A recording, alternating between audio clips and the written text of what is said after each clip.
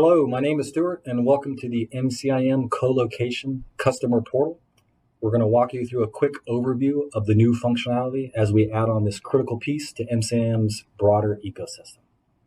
What you're seeing is the landing page for a customer of a data center customer. Through this view, you can see a lot of tactical information. We'll give you a quick overview.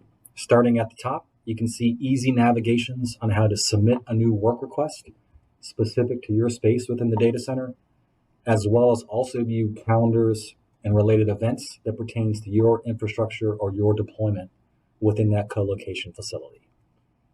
Right on the home page, as we scroll down on the left, you'll see all of the work requests organized in a Kanban fashion. So we can see all the work requests that have been requested, not yet answered. We can see those that have been acknowledged, those that are in progress, those that are completed, and also canceled.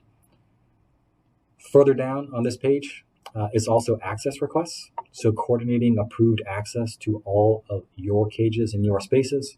We have an easy way to facilitate those approvals as well, and we display them in the same Kanban format. Scrolling back up to the top, on the right, here we see something very innovative and new, and this is the specific critical infrastructure related to your co-location space, displayed in near real time through the MCIM portal.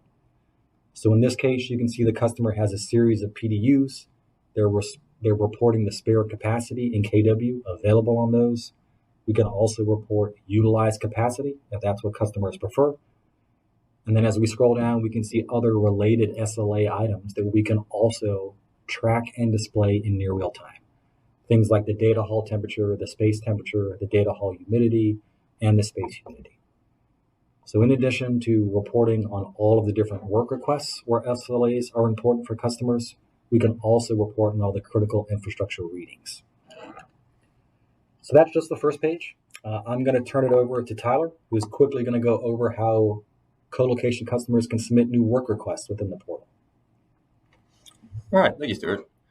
And so it's a very easy process for your clients to come in and submit a new request, be it if they need assistance, if they have some sort of installation, whatever that may be.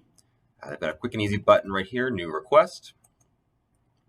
When they click that, they're going to pick their ticket type. Obviously, this is a list that can be configured to your specific environment, the specific categories and buckets that you would prefer to track them in based upon your catalog. So if it was a service catalog request or an access request, you'd be able to kind of clearly define it as such.